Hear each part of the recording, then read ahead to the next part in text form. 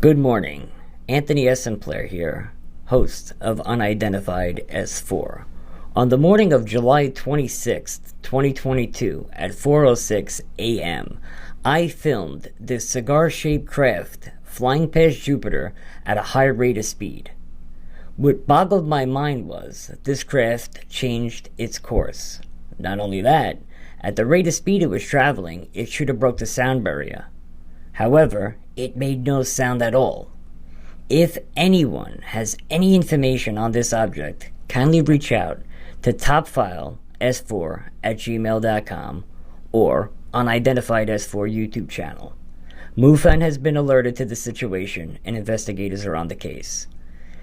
If anybody's seen anything, please reach out right away. Thank you so much.